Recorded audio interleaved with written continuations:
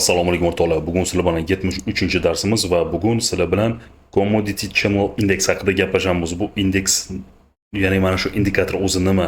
Bu indeks emas, vobsheta bu indikator nomi shunaqa nomlanadi.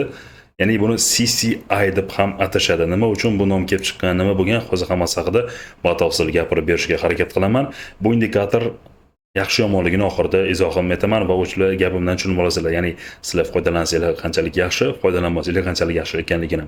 Xo'p, bu Commodity Channel Index indikatorini Donald Lambert nomli amerikalik trader 1980-yilda ixtiro qilgan. U oddiy yigit bo'lmagan, u не только trader, u ham matematik, kompyuter mutaxassisi ham bo'lgan. Xo'p, hozir endi u Lambert yigit deb gapirmaylik, uni aka deymiz. Ya'ni Lambert aka bir kun o'tirganda o'zi o'ylab topgan, qanaqa qilib bozorning normal harakatini normal harakatdan qachon chiqib ketishligini qanaqa aniqlasa bo'ladi degan va mana shu CCI, ya'ni CCI indeksini, mana shu indikatorni o'ylab topgan. Oldin bu indikator tovar bozorlari uchun, ya'ni commodity degan so'zi bekorga emas, o'rtoqlar, tovar bozorlari uchun mo'ljallangan bo'lgan. Shuning uchun ham nomi commodity, ya'ni Commodity Channel Index. Lekin vaqt o'tishi bilan sizga menga o'xshagan обычный traderlar paydo bo'lib, uni har qanaqa bozorga, mana shu indikatorni har qanaqa bozorda ishlatishni boshladi va valyutalarda, aksiyalarda, kripto, tovar, boshqa balo hammasida ishlatishni boshladi. Shundan keyin bu nomiga o'sha e'tibor yo'q, CCI deb aytishaveradi bu indikatorni. Ya'ni какой-то o'ylashingiz mumkin, indeks degan so'zidan qanaqadir bir iqtisodiy yangilikdir. Yo'q, bu indikator haqidagi darslik. Demak, bugun aynan mana shu CCI haqida bilib olasizlar. Buni vazifasi nima degan bo'lsanglar, hozir biz bu indikatorning vazifasini batafsil ko'rib chiqamiz, lekin bir o'zini ishlatish bozorda tavsiya qilmayman, oldin aytib qo'yaman. Nimani bildiradi? Juda ham ko'p bozorda haddan tashqari sotib olingan yoki juda ham ko'p haddan tashqari sotilganligini bizga ko'rsatib beradi. Bozor qachon normal holatda yurganligini, normal holatdan qachon uzoqlashganligini ko'rsatadi. Trendni kuchini biz baholay olamiz mana shu indikator bilan. Shuning uchun bizga bu indikator muhim deb hisoblayman. Demak, boshladik. Mana MetaTrader'ni ochib olamiz. Vid bo'limiga bosib, navigatorga bosadigan bo'lsak, bizda mana shu oyna ochiladi va oscillatorlar bo'limida o'rtoqlar bizni mana CCI, ya'ni Commodity Channel Indexni ustiga 2 marta bosib tegmaymiz. Hech qanaqa yangilikka mana shu o'zi qolaveradi, hech narsaga tegmaysizlar. Faqat mana buni mancha chiziq bo'lgan bilan ozgina qalinroq qo'ysak bo'ladi. Uroveniga tegmaymiz. O'zi bizda ikkita uroven bor, -100 va 100. Hech narsa qilmasanglar, mana zibros qilaman. Faqatgina men buni qalin qilganligimni aytmasa, qolgan sozlamani hech qanaqa o'zgartirayotganim yo'q. Okey, bo'ldi. Sal qalinroq ko'rinsa yoqimli ko'zga. Shuning uchun sal qalinroq qilib chiqardim o'rtoqlar. Kelinglar, men o'zim ekrandan sal bu tomonga suraman-da, aniqroq ko'ra olasizlar shunda. Mana e'tibor qilinglar o'rtoqlar, bu yerda mana -100 va +100 lar mavjud. Bu 100 lar nima qilish haqida hozir gaplashamiz. Hop. Mana shuni ichida harakatlansa, minus va +100 ning ichida harakatlansa bozor holati normal holati deb hisoblanadi. Agar +100 dan yuqoriga chiqib ketsa, bu juda ham ko'p sotilib yuborganligini bildiradi. Agar -100 dan pastga tushib ketsa, juda ham ko'p sotilganligini bildiradi. Mana shunaqa holat. Endi bunda ishlashni o'rganamiz. Ijobiy tomonlari haqida gapiraman, salbiy tomonlari o'sha videoni balki undan keyin ko'rmasligini o'zingizlar hal qilsanglar bo'ladi. Nima uchun bunaqa deganligimni tushundinglar o'sha.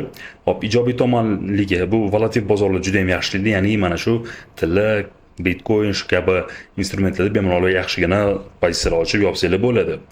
Trend range bozorlarida turli strategiyalar bilan bemalol foydalansanglar bo'ladi. Ya'ni range holatmi, range ishlaydigan strategiyalar bilan bemalol foyda ko'rib ko'rsanglar bo'ladi. Bundan tashqari o'rtoqlar, demak, bu indikatorda divergensiya signallari aniq va ishonchli deb baholanadi. Hisoblash formulasi oddiy va tushunarli qilingan. Shuning uchun ko'zga ham hozir mana не только formula kerak emas bizga, vobsheta oson tushunib olsanglar bo'ladi.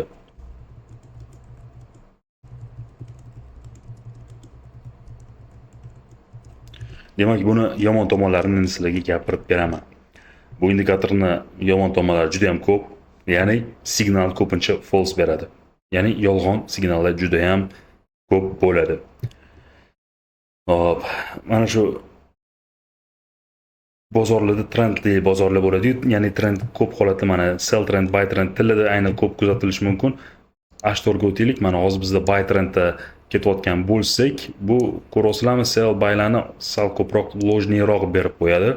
Shuning uchun bu ko'proq trend buy bo'lsa yoki trend sell bo'lsa, o'sha holatda buy sell signallarini juda ham ko'p aldaydi deb qaraladi. I lag bor bunda. Xuddi oddiy MA borku, ya'ni MA indikator borku, u ham lag bor deymiz. O'shaning uchun boshqachalari bor uni. Xuddi buni ham lag bor, kechikadi.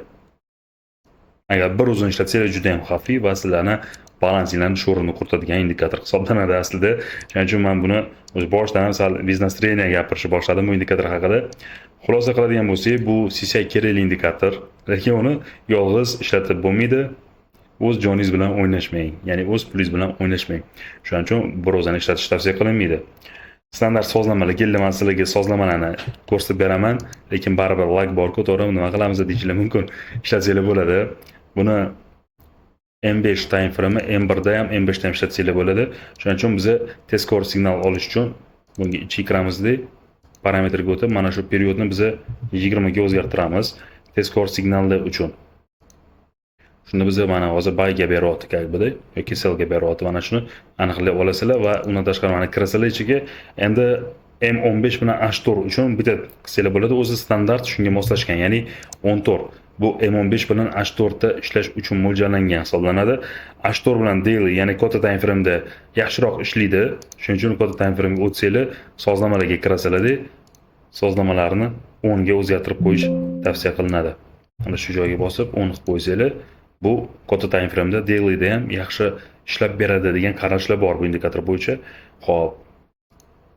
Mana bundacha deyishlar mumkin, ya'ni kunlik time frame da nima bo'ladi desanglar, kunlik time frame da uzoq muddatli tahlil uchun biz 16 ni ma'qul ko'ramiz. Qaranglar, har xil kasha masha biriga kichikroq son, katta time frame bo'lsa ham kichikroq, mana shunaqa temalar. Shuning uchun mana shunaqa ishlatiladi. Keyin buni scalping qilmoqchi bo'lsanglar, Fibonacci bilan yaxshiroq ishlaydi deyshadi buni.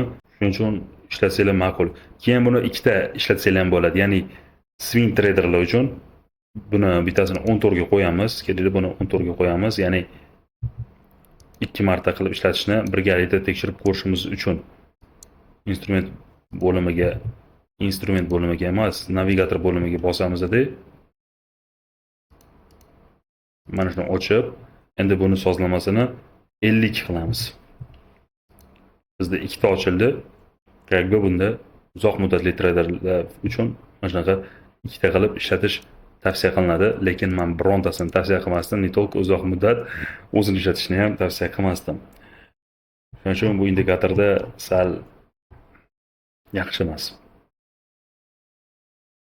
Kelib buni masalaga qanaqa tushuntirib beraman, qanaqa ishlatsanglar bo'ladi. Ishlatishni tushunmadik-ku, lekin indikatorni o'zini tushunib oldik. Xo'p.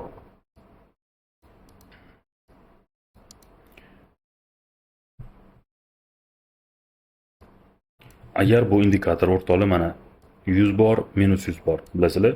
Agar sizlar oddiy 100, ya'ni plus 100 ga chiqqanda bemalol tepaga chiqib ketdi, juda ham tepaga chiqib ketdi. Endi sell deb paysa sellga qaraladi. Mana men bitta o'sha sell och deyapti va bozor mana sellga yurib berganligining guvohi bo'lamiz. Mana shu bizga sell berdi va yomon emas. Daily time frame da juda ham yaxshi yurgan. Kelinglar, buni mana bu time frame da ko'ramiz. H1 da chunki 14 sozlama H1 uchun mo'ljallanganligi uchun bu tam buy beryapti. O'tga chiqqandan keyin nima, bu yoqqa chiqqandan keyin sell beryapti. Hop. Lekin menga tegmadi, lekin mana hali ham yana sell berib ketdi. Mana shunaqa, men bitam o'sha juda ham bo'lib ketdi, buy all qilib yotdi, lekin yana baribir sellga tushgan o'zida siz buyga kirib ketganingizda $24 yo'qotgan bo'lardingiz. Buyga mana bu yerda beryapti. Shuning uchun tupak orqasidan ergashib kirib ketish umuman tavsiya qilinmaydi. Mana 100 ni buzib o'tib ham ketib qo'yapti-da. Shunaqa holatlar bor. Shuning uchun tavsiya qilinmaydi unaqa. Keldimi ovorish yo'q.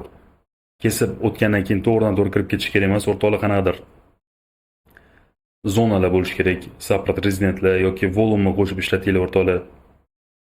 Yoki RSI'ni qo'shinglar. Bu haqda RSI haqida ham dars chiqarganman. Yo'nalish aniqlaylar. Bozor trendi o'zi qaysi tomonga harakatlanyapti? Buygami, sellgami? Shunga qarab bu buy beryaptimi? Qanaqadir zona bormi? O'shadan atkatyaptimi?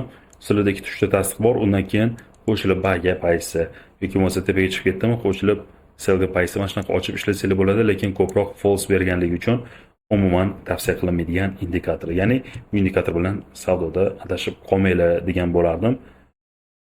Bu narsa qiladi, bunaqa qiladi deb maqtolmayman, chunki maqtagan bilan to'lqin bu indikator haqiqatan zarar qilishini xohlamayman o'rtoqlar. Men o'zimni subyektiv fikrimni aytadigan bo'lsam, ayni bunda biz foyda qilishimiz biroz yaxshi emas. Lag borligi, kechikib signal berishligi, juda ham ko'p false signal berishligi. Ya'ni mana bu yerdan buy beryapti, xo'p, o'xshadi. Mana bu yerdan sell beryapti, xo'p, o'xshadi.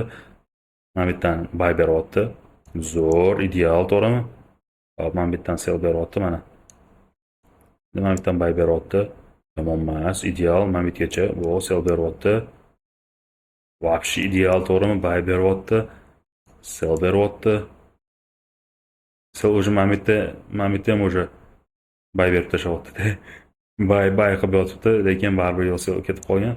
Xo'p, men liniya kasanasini oladigan bo'lsam, mana bu yerdan buy beryapti. Sell o'rtoqlar, bu yerda ko'rasizlar, o'rtaga ko'proq tepaga chiqib ketgan bizning zonamizdan. Shuning uchun men ishonch bilan ayta olmayman buni 100% ro'yxatdan qaytadi deb. Shuning uchun 250 ga chiqib ketgan, mana 100 mana buni o'lsa 250 bo'lib ketgan. Bunaqa ishlash tavsiya qilinmaydi. Shuning uchun bu indikatorni xolisona baholasam yaxshi emas. Keyingi darsda ko'rishguncha xayr, o'rtoqlar. Salomat bo'linglar. Like, comment, podpiska, signal chiqmasin.